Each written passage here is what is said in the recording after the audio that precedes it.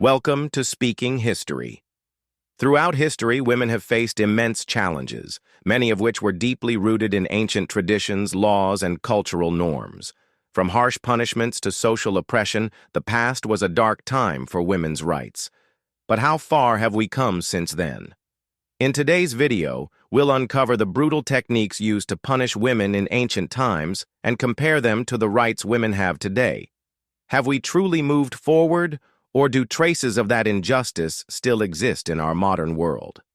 Throughout history, women have faced brutal and unforgiving punishments, often for nothing more than defying societal expectations.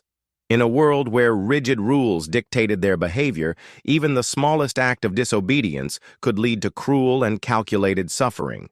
Those accused of witchcraft were seen as a threat to religious order and met with unspeakable horrors. Women labeled as adulterers or prostitutes were shamed and punished to uphold the so-called sanctity of marriage. Even speaking too loudly or expressing opinions in the wrong company could lead to torment, simply because a woman's voice was never meant to be louder than a man's. While the justifications for punishing women remained eerily consistent, witchcraft, promiscuity, or simply being too bold, the methods of control and torture evolved across different eras, each more chilling than the last. Scold's Bridle, a device of silence and shame. The Scold's Bridle was a horrifying instrument of punishment designed to silence and publicly humiliate women who were deemed too outspoken or quarrelsome. Originating in 16th century Britain and Scotland, this iron muzzle was often used to control women accused of nagging, gossiping, or challenging male authority. The device consisted of a metal framework that locked around the woman's head, with a flat iron bit or sharp spike inserted into her mouth. This prevented her from speaking, forcing silence through pain and discomfort. Some versions of the bridle had additional spikes that pierced the tongue if the woman attempted to talk. Once fitted with the device, the woman was often paraded through the streets, subjected to public ridicule and scorn. This punishment was not just about silencing women. It was a cruel display of dominance, ensuring that any woman who dared to defy societal norms would be met with pain and humiliation. The Scold's Bridle was primarily used on women accused of being scolds, a term used to describe those who were outspoken, argumentative, or disruptive. It was also inflicted on those suspected of spreading rumors, engaging in defiance, or simply speaking in a manner that displeased men. Though the practice faded by the 18th century, its legacy remains a grim reminder of how society once sought to control and suppress the voices of women. Shrew's Fiddle, a punishment of restraint and humiliation. The Shrew's Fiddle, also known as the gossip's bridle or neck violin, was a cruel device used in medieval Europe, particularly in Germany and Austria, to punish women who were deemed argumentative, disobedient, or disruptive. It was designed to physically restrain and humiliate women in public, reinforcing the idea that their voices and independence were threats to societal order. This instrument was a large wooden or metal collar shaped like a violin or fiddle, with holes to secure the woman's hands and neck in place. Once locked into the device, she could no longer move her arms freely, eat, or even defend herself. In some cases, two women accused of quarreling were locked into the same Shrew's Fiddle, forcing them to face each other in an unbearable position until their dispute was resolved. The punishment was not just physical, but deeply humiliating. Women were often led through the streets, subjected to public mockery, and left defenseless against verbal and physical abuse. The Shrew's Fiddle was a stark reminder that defiance, even in the form of words, would not be tolerated. Though this punishment eventually disappeared, it remains a chilling example of how women were silenced and controlled under the guise of maintaining order and obedience. Cucking and Ducking Stools, humiliation and torture by water. The cucking stool and ducking stool were brutal public punishments used primarily in England and colonial America to shame and physically torment women accused of being quarrelsome, disobedient, or sexually immoral. These punishments were designed not only to inflict suffering, but also to serve as a public warning to other women who might dare to step out of line.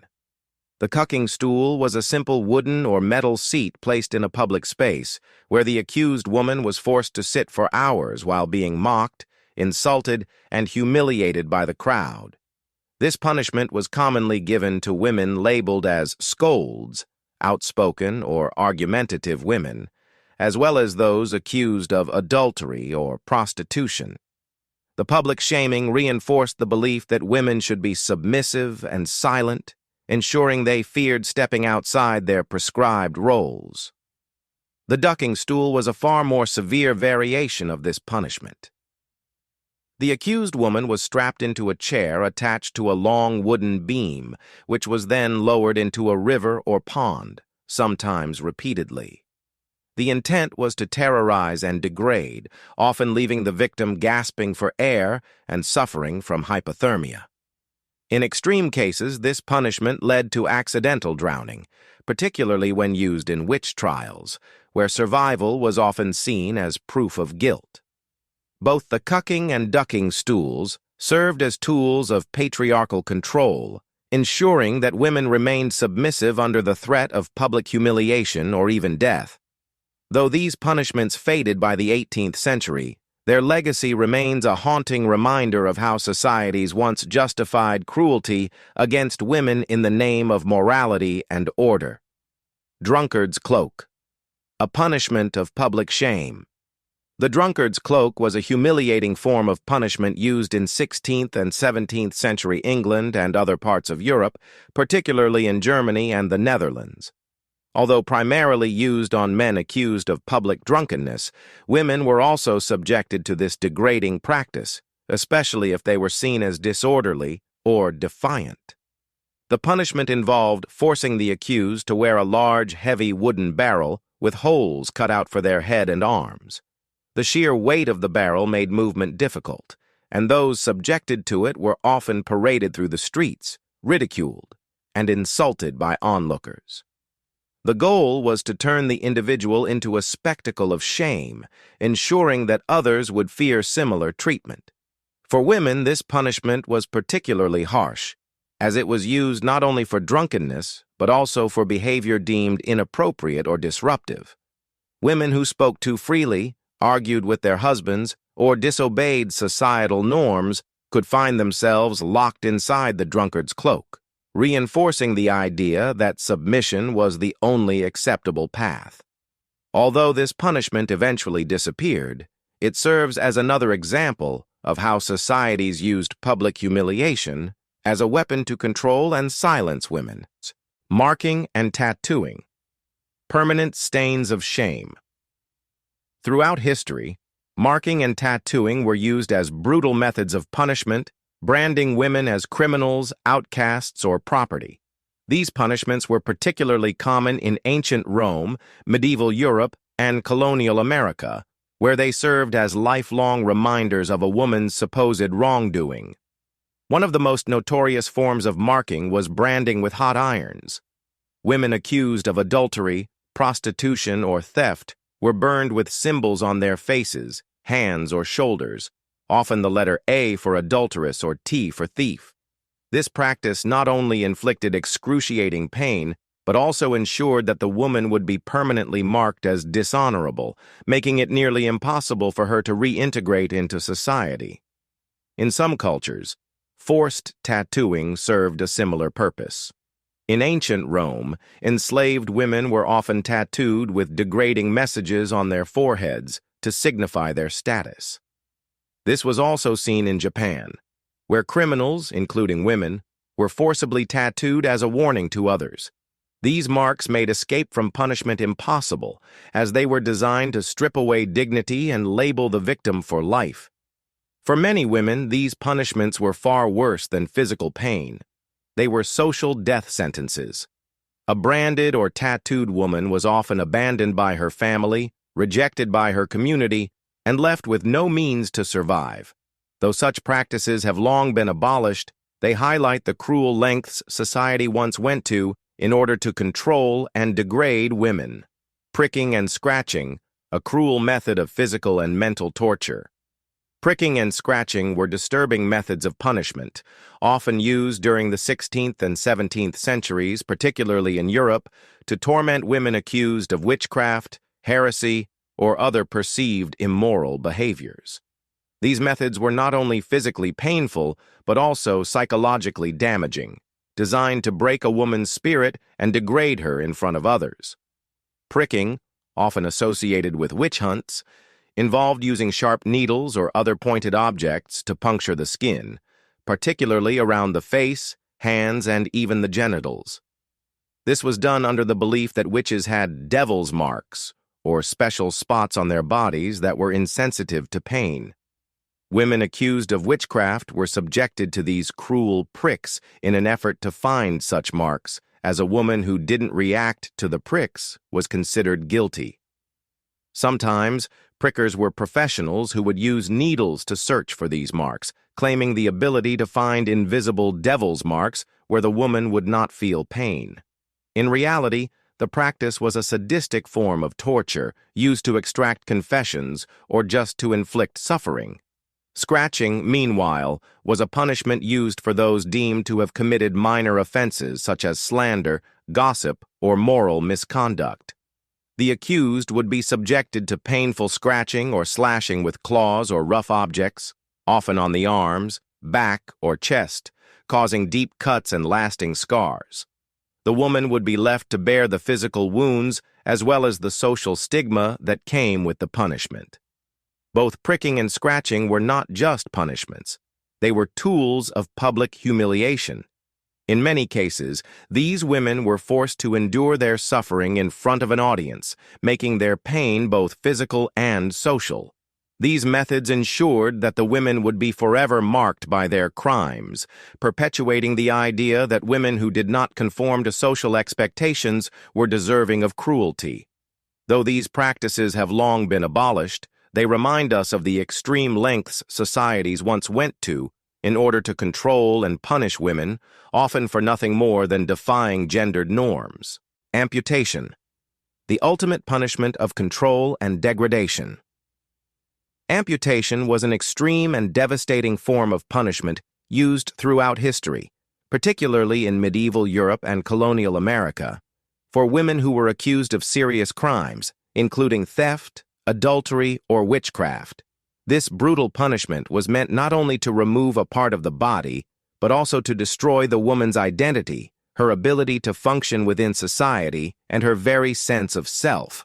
For women accused of crimes like theft, the cutting off of hands or fingers was a common punishment. It was meant to serve as both a physical and social punishment, rendering the woman incapable of performing the tasks that were expected of her, like household chores or working in the fields, and branding her as a permanent criminal. In some cases, ear amputation was used for those who were deemed to have committed lesser offenses, such as gossiping or speaking against authority.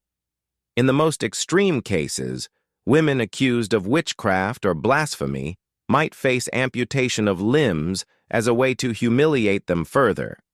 The disfigurement served as a clear mark of punishment, ensuring that the woman would always be reminded of her crime, even if she was released or survived.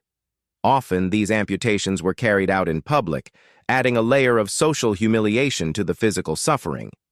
Amputation was not just a punishment, it was an act of control, meant to strip the woman of her autonomy and subject her to lifelong disability and societal rejection. Women who had their hands, ears, or even entire limbs removed were seen as marked for life, unable to regain their dignity or place in society.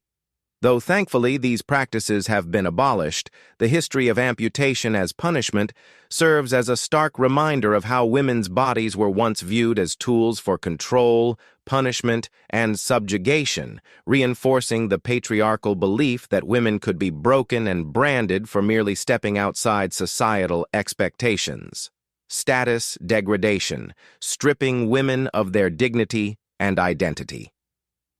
Status degradation was a psychological and social form of punishment used throughout history to humiliate and publicly disgrace women, often in place of, or in addition to, physical torture. This form of punishment was prevalent in medieval Europe, colonial America, and even in ancient civilizations, where women were subjected to intense public shaming to break their spirit, strip them of their dignity, and force them back into submission. One of the primary ways status degradation was carried out was through public humiliation.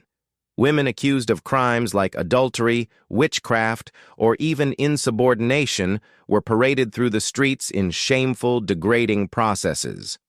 They would be forced to wear clothing designed to mark them as criminals or sinners, such as the infamous scarlet letter A in the case of adulterers, or placed in stocks where the public could throw insults, rotten food, and sometimes even stones at them. These displays were intended to publicly erase their reputation and social status, reducing them to nothing more than a symbol of moral failure. Another aspect of status degradation was the ostracization and loss of family status. A woman accused of a crime could be disowned by her family, cut off from her community, and left without means of survival. This was especially true in societies where women were financially and socially dependent on their fathers or husbands. Losing this connection often meant complete social annihilation, leaving them vulnerable to poverty, abuse, or worse. The verbal abuse that women faced during such punishments was also a significant part of status degradation. They were publicly berated, called names, and belittled, often in front of large crowds. This psychological torment was intended to destroy any shred of self-worth and ensure that the woman would never again stand up for herself or challenge the norms of society. Unlike physical punishments that left visible scars, status degradation stripped a woman of her identity, making her feel invisible or worthless. The punishment served as a stark reminder that women were expected to live within strict social confines, and those who dared to step outside those boundaries would suffer not just physical harm, but a total collapse of their social standing. In many cases, this kind of punishment was more effective than physical torture, as it shattered the woman's sense of self-worth and made her socially powerless.